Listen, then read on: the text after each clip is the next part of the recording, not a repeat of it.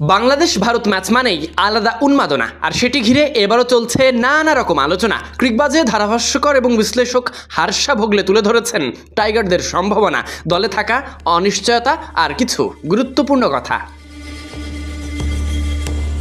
হার্ষা ভোগলের মতে বাংলাদেশ ওপেনিং জুটিতে মাঝে মাঝেই পরিবর্তন করে থাকে। গত ম্যাচে সাইফ হাসান রান পেয়েছে, সেটাই তাকে আলোচনায় ফিরিয়ে এনেছে।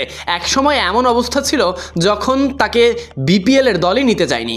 সেই হতাশা পিছনে ফেলে আন্তর্জাতিক ক্রিকেটের সুযোগ পেয়ে নিজের সামর্থ্যে আবারও বিশ্বাস রাখছে সাইফ, লড়াই করছে প্রমাণের।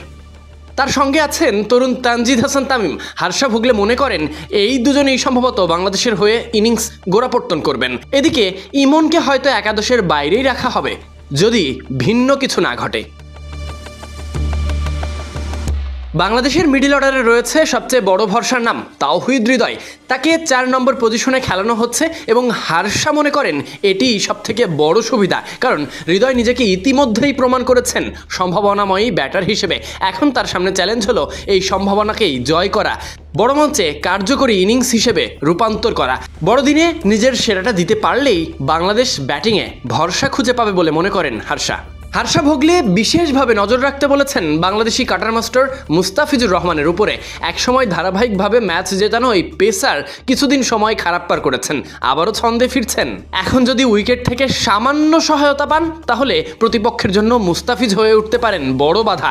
তার কাটার গতির ভিন্নতা আর অভিজ্ঞতা সব মিলিয়ে বাংলাদেশ দলের জন্য এক গুরুত্বপূর্ণ শক্তি মুস্তাফিজ।